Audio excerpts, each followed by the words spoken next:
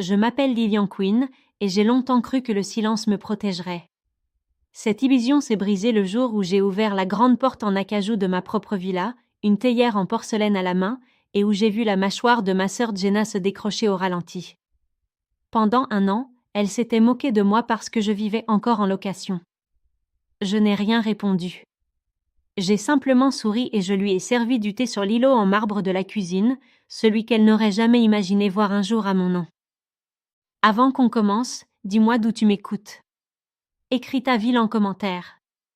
Et si toi aussi tu as déjà avalé ta douleur juste pour préserver la paix familiale, reste avec moi, cette histoire est pour toi. Tout a commencé sur un cimetière. Le froid avait d'un tranchant humide qui glissait dans ma nuque pendant que je me tenais près du cercueil. La pluie d'octobre n'avait pas cessé une seule fois, comme si le ciel lui-même refusait de retenir son deuil alors que moi je m'y contraignais. Il n'y avait qu'un petit groupe, la famille, quelques anciens collègues de mon père, 2 hommes en costume gris venus de sa loge maçonnique. Au milieu d'eux, je me sentais pourtant complètement seule. Je ne portais pas de noir. Je portais du gris charbon, la couleur de la cendre des choses qui ont brûlé depuis longtemps. Ma mère, droite à mes côtés, ressemblait à une statue de désapprobation dans son manteau sur mesure et son rouge à lèvres parfaitement intact malgré la pluie. Sa voix était basse mais coupante. Il t'a toujours gâté jusqu'au bout. Ma gorge s'est serrée. J'ai fixé droit devant moi pour ne pas lui offrir la moindre réaction. Derrière nous, Jenna, ma sœur aînée de 2 ans, autoproclamée reine des choix de vie raisonnables, se tenait serrée contre son mari, qui tenait le parapluie au-dessus d'elle comme un trophée. Elle s'est penchée juste assez pour que je l'entende. Bon courage pour payer ton loyer ce mois-ci, Lily, a-t-elle susurré assez fort pour que le couple derrière nous sursaute. J'ai mordu l'intérieur de ma joue si fort que j'en ai goûté le sang. Je ne leur donnerai pas mes larmes. Pas ici, pas devant les autres. Pas même pour lui, pas même pour papa. Mes doigts se sont crispés sur le petit bouquet que j'avais apporté. Pas de roses. Des hortensias, bleues comme la cravate qu'il portait le jour où il m'a appris à conduire. Je me suis agenouillée, j'ai posé les fleurs sur le couvercle du cercueil poli. Je vais bien, D. Même si tu ne le sais pas encore, et je chuchotais si doucement que seul le sol pouvait m'entendre. En me relevant, une rafale de vent a ouvert mon manteau. Le métal discret de ma montre a brillé une seconde, un cadeau d'un PDG à qui j'avais redésigné toute une gamme de produits. Rien de tape à l'œil, juste de la qualité silencieuse. Exactement comme moi. Les yeux de ma mère ont accroché ce reflet, se sont légèrement plissés, mais elle n'a rien dit. Le prêtre continuait les prières tandis que la pluie martelait les chaussures vernies et que les parapluies tremblaient sous les bourrasques. Les mots glissaient sur moi. Mon propre pouls faisait plus de bruit que sa voix. Que votre cœur ne se trouble point. Le mien, lui, était en ébullition.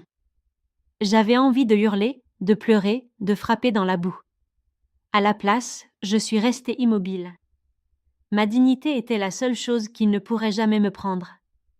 Quand les gens ont commencé à se disperser, Jenna s'est encore penchée vers moi. « Tu seras sûrement de retour dans la chambre d'amis de maman d'ici Noël », a-t-elle lancé.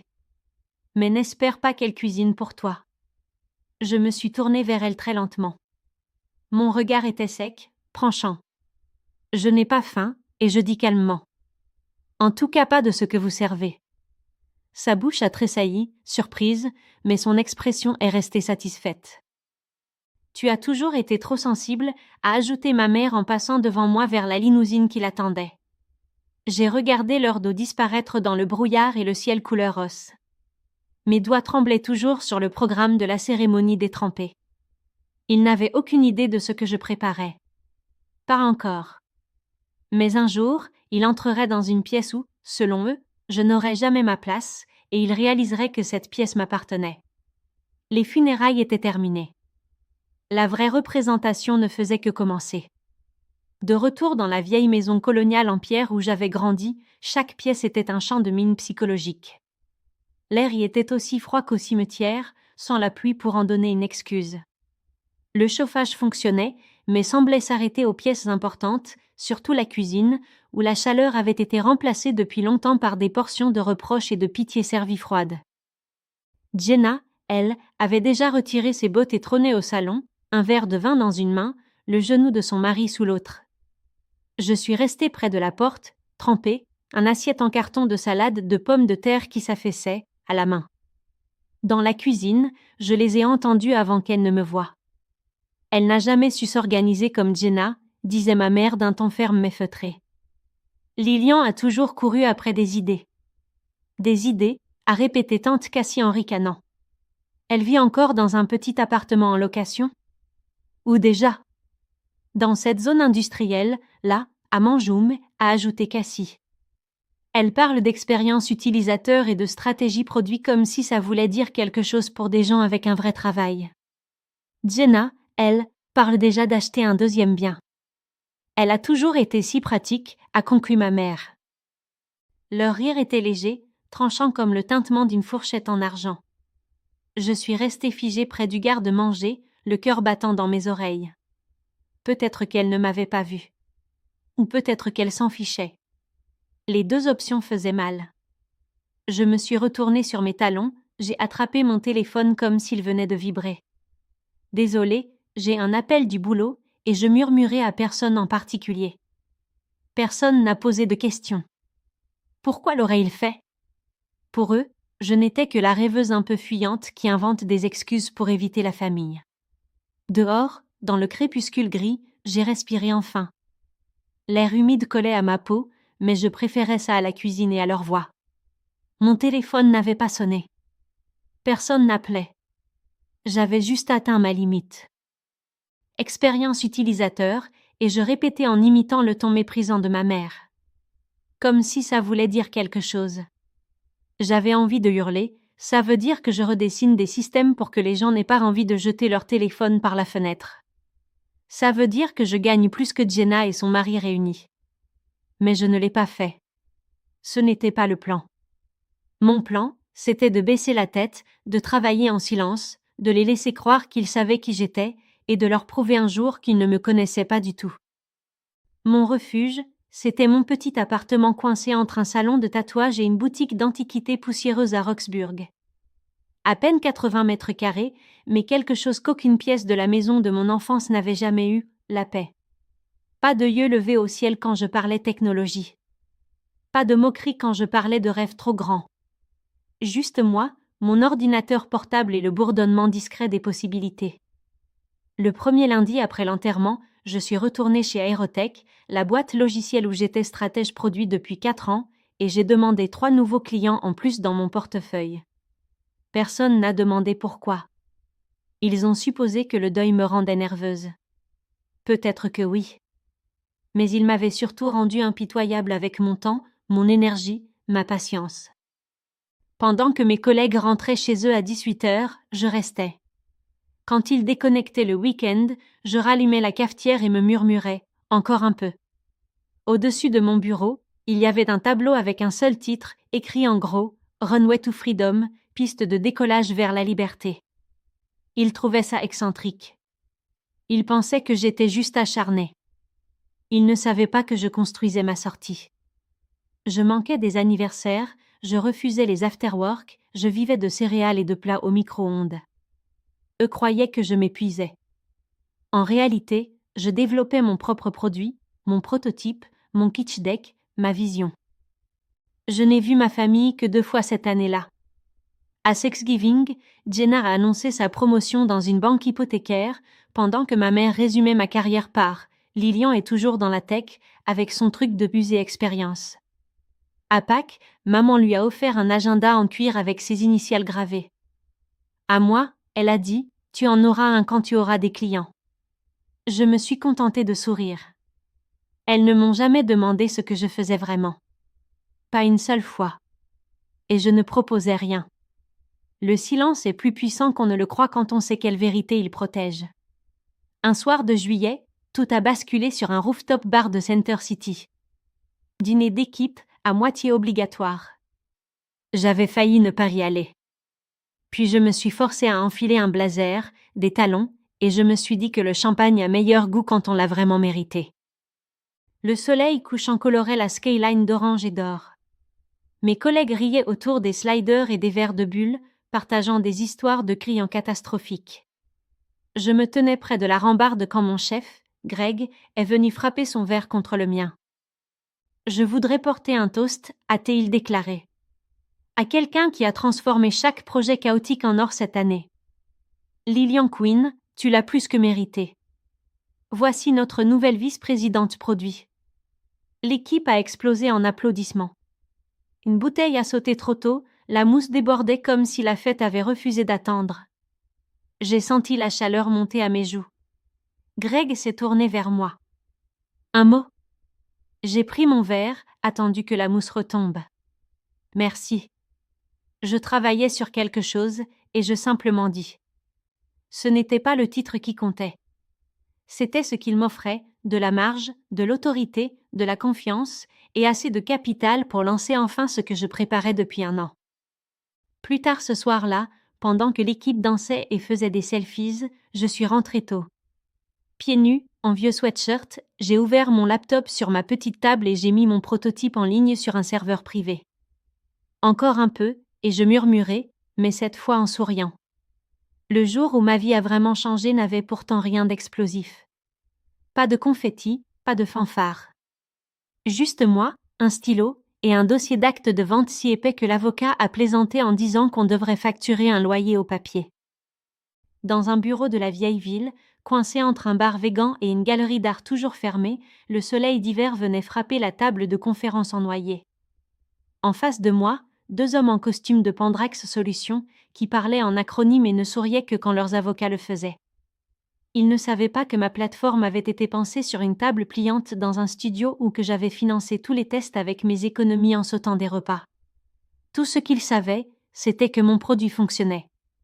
Fluide, scalable, exactement le genre d'acquisition qui les ferait briller devant leurs actionnaires. On s'est serré la main. Ils ont glissé vers moi la dernière page.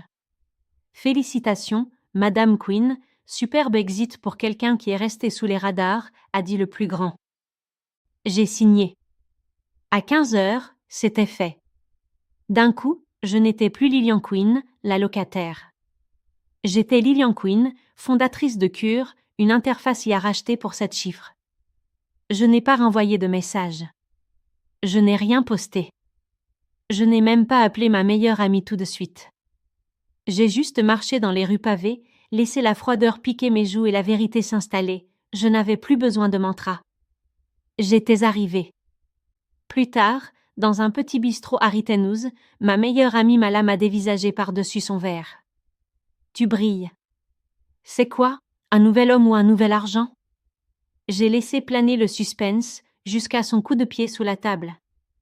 Pandrax a racheté mon produit et je finis par dire. Cash plus action. Elle a cligné des yeux. Tu es en train de me dire que tu es riche? J'ai haussé les épaules. Elle a presque crié. Non, sérieusement, Lilian, tu es riche. Ce soir-là, de retour dans mon petit appartement aux murs qui s'écaillent, j'ai ouvert l'annonce immobilière que je gardais en favori depuis 6 mois. Une villa en pierre de 540 mètres carrés à Chestnut, jardin comme un secret, véranda carrelée de bleu pâle, garde-manger, porte-fenêtre partout. Trop grande, trop vieille, trop chère pour tout le monde. Parfaite pour moi. J'ai envoyé une offre au prix, en liquide, via une société écran. À 3h42, l'email est tombé, accepté.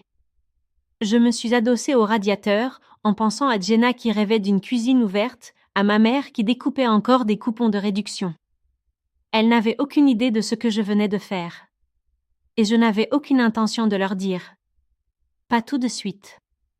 Je n'avais pas seulement acheté une maison. J'avais acheté le plateau de jeu sur lequel elles avaient toujours cru détenir le pouvoir. Bientôt, je les y inviterais à prendre le thé.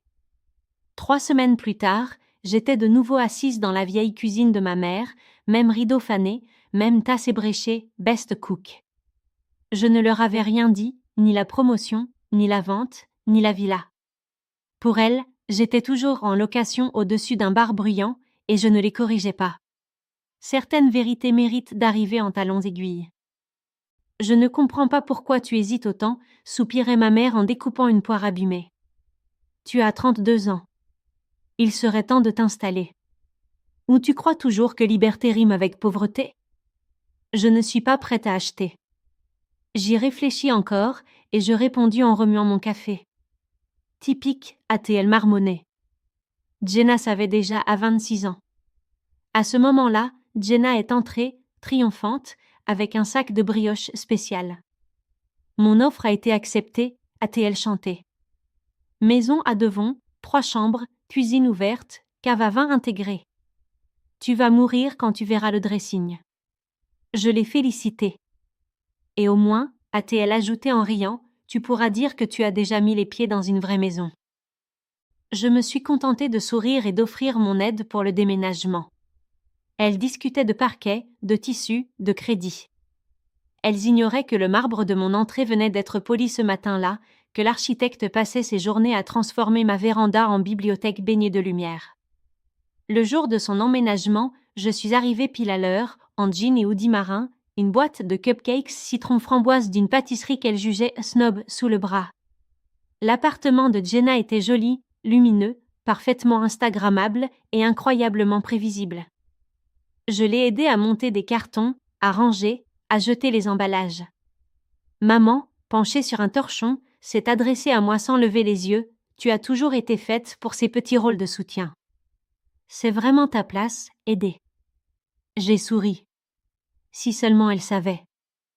Quand elles avaient le dos tourné, j'ai ouvert la petite boîte fond de déménagement détiquetée dans un tiroir et j'y ai glissé une enveloppe avec $1000 en espèces, sans mots. Je savais qu'elle les trouverait plus tard. Elle lèverait peut-être les yeux au ciel, mais je ne le faisais ni pour un merci ni pour une reconnaissance. Je le faisais parce que je le pouvais, parce que je me souvenais de chaque humiliation liée à l'argent. Quelques semaines plus tard, elle a organisé sa pendaison de crémaillère.